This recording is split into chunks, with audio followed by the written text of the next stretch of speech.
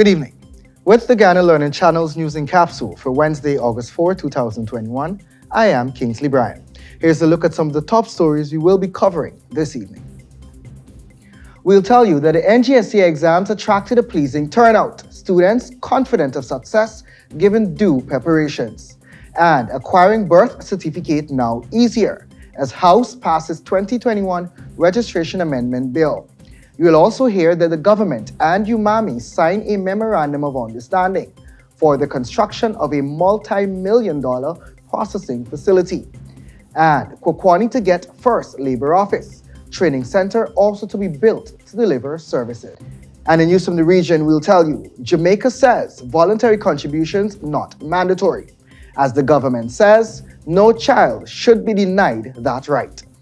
And on the international scene, Meghan Markle to launch mentorship program to support women re-entering the workforce post-pandemic. And now for the news in detail. Over 14,000 students who were registered to write the National Grade 6 assessment did so on Wednesday under strict COVID-19 guidelines. The current batch of students were not able to attend school for face-to-face learning for more than a year, and as such, the ministry took a decision to have exams done based on work completed up to the grade 5 level, thus forming the consolidated curriculum. The pandemic resulted in schools being closed while they were halfway through grade 5, and it is for this reason also that a special curriculum was put in place. Education Minister Priya Manikchand, who visited a few schools, expressed that she remains optimistic that the exam results will be similar to that of previous years before the pandemic. She said the ministry pulled out all the stops to ensure students are prepared and that they remain safe while sitting these examinations. On Wednesday, English and science exams were written, and on Thursday, mathematics and social studies will be written. Candidates are not required to wear their respective primary school uniforms, but they must be dressed modestly. As a result of the pandemic, there are 33 new examination centers spread across 11 education districts. Additionally, emergency centers were also established to accommodate any candidate who may have tested positive for COVID-19. In preparations for the exams, the ministry would have distributed study and care packages. Speaking with the Ghana Learning Channel, Windsor Forest students expressed their appreciation to be able to write these examinations. How was the examinations for you this morning? Very easy. Very easy. Why so? Because I revised everything, so it was... Were you following the NGSE booster programs? Yes. How was it that you were able to prepare so confidently for the exam even though you were out of school? Well, it wasn't just me revising, my sister and other family members helping me too. So it made me like more confident. This morning everybody also boost my confidence by telling me good luck. So. Good job. So how do you feel about your school being able to give you a support system as well? Well, good actually, because there's nothing more than good confidence. Did you work the quizzing platform? Yes. And how did you find the questions? Well, some were challenging, but yes. Were they as challenging as the questions today? No. So the questions today were really easy? Yes. So you think it was a giveaway? So I come back in a couple weeks time to see if guaranteed food scholarship in Chicago? Yes. But generally, how do you feel as much as there's a pandemic going on coming out to write this exam? Well, not really so much safe, but if it means coming out to write the exam, I would do anything. Thank you very much, Aisha, and good luck. Thank you. Hi Aisha, good morning. How are you? Good. How was the exam today? Easy. Sure. Yes. What did you do to prepare for the exams? My mother and father helped me to revise, and I watched the Channel 80 learning channels, and on YouTube the National Grade 6 Assessment boosters to get ready. And you think they were all helpful? Yes. Which do you prefer, the online learning or the face-to-face? The face-to-face. Why? Because you get to tell the teacher or get to tell the person that's teaching you what you think about the topic and how you understand or how much you understand. How do you feel about writing the examinations even though there's a pandemic? I feel very lucky because we weren't going to be able to write it, but the Minister of Education gave us a chance to get our schools, so I feel very lucky. Meanwhile, head teachers of the Windsor Forest and Blankenberg primary schools respectively said their schools have made special efforts to not only protect their students, but also to ensure their successes. Yes, can you please explain to us, how was your school preparations for these exams? Good afternoon. In terms of preparation for the exam, myself and staff, we did different things to get our students on board because we weren't having all of them online. So we did outreach with the Department of Education, with the help of the Department of Education, Welfare Department, as well as the class teachers. We went out in the fields with it to find the children. We also distributed materials. We worked along with them virtual and face-to-face some of the days. But getting to the end, we had more face-to-face interaction because we tend to lose them virtual. So we had them working face-to-face at school. And you were able to do that in a safe environment? Very safe environment, following all COVID protocols. We were here every day to ensure that that is being done, to make sure that they don't socialize. And how do you feel that your school has now come to this point where you have, I think, from what I'm observing, 100% attendance for these NGSA exams? Well, I'm feeling happy that we did get our 100% attendance, because when we had our virtual class, we didn't have all the children participating. So that we went out through the outreach with the welfare. That helped us a lot to get them on board. Well, we measured the 6 feet apart, which we had since the first mock exam. We ensure they maintain their social distancing. We have sanitization after every session.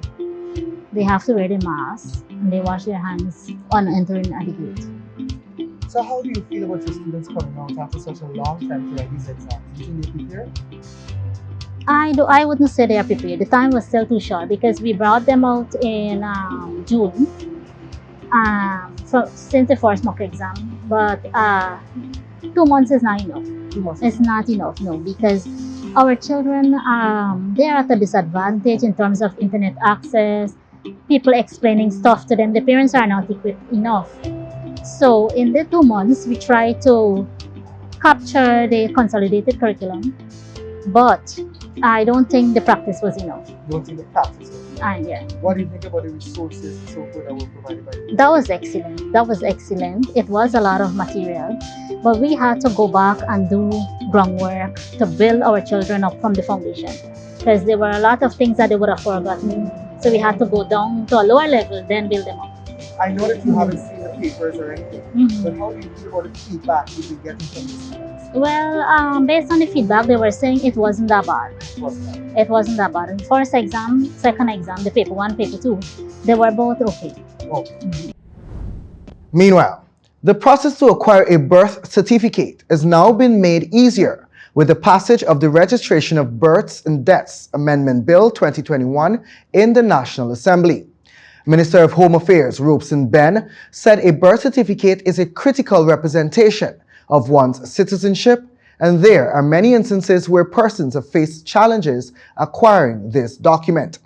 The amendment adds a new clause that allows an adult with no original document containing particulars of his or her birth or no record of birth to be issued a certificate after being validated by a high-standing person in their community, which includes a tushal.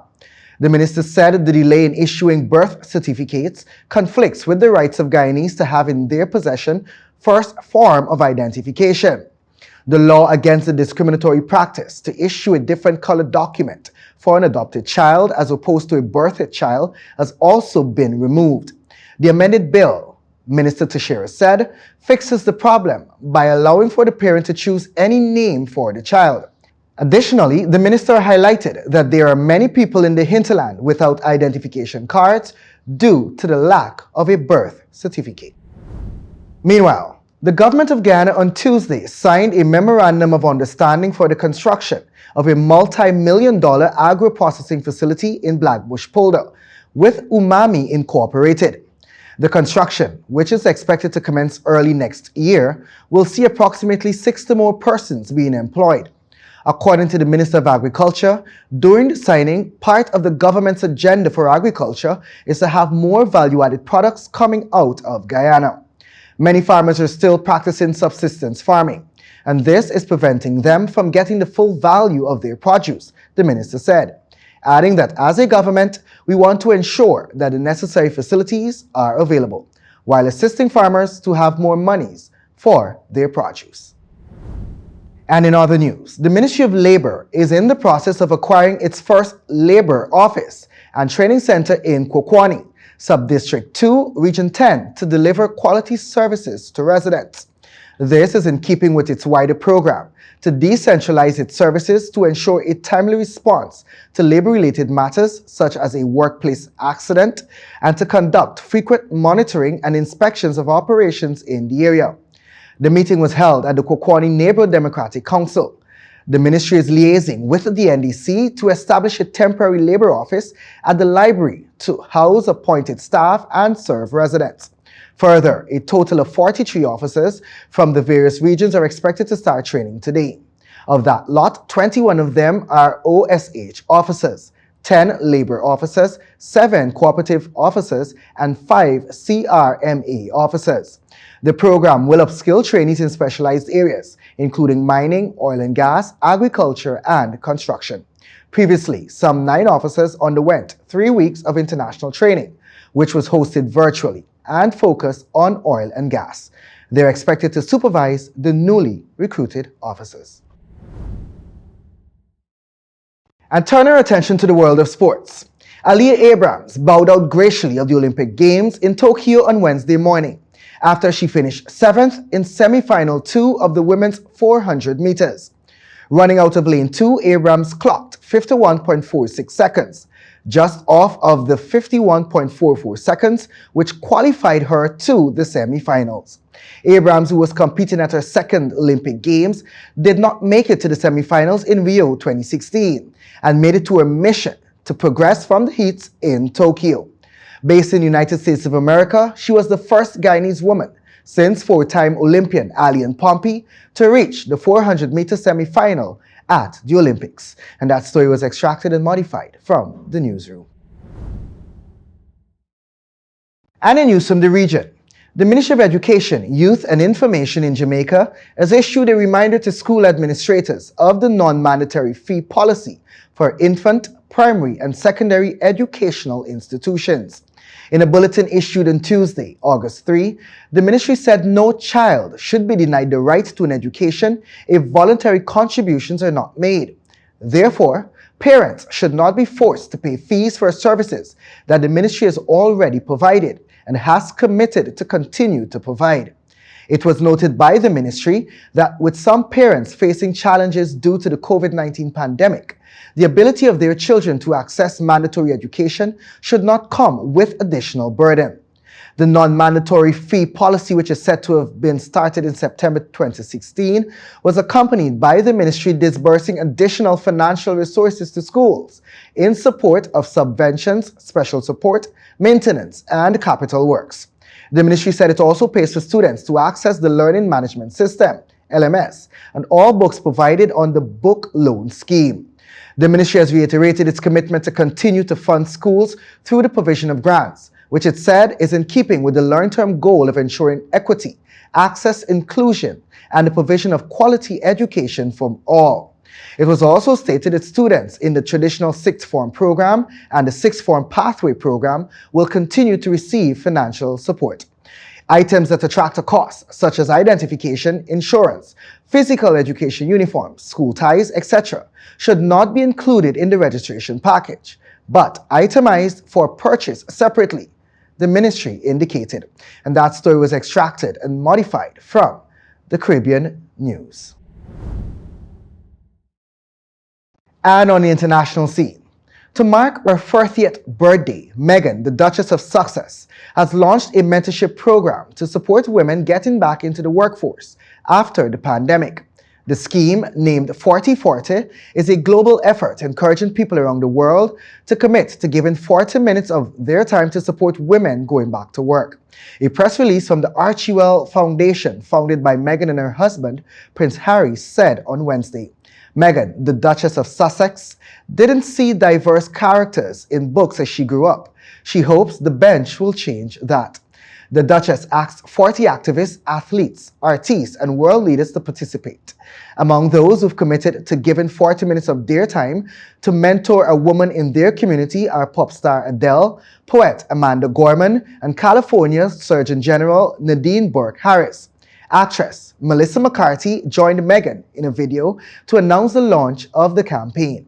At one point, Harry could be seen juggling in the background. And that story was extracted and modified from CNN. And that's our news broadcast for Wednesday, August 4, 2021. Please join us for a rebroadcast tomorrow morning. On behalf of myself and technical teams, thanks for watching. Please join us for our other programs on the Ghana Learning Channel. And remember to observe all the necessary precautionary methods to fight off COVID-19. We're all in this together. Have a safe evening.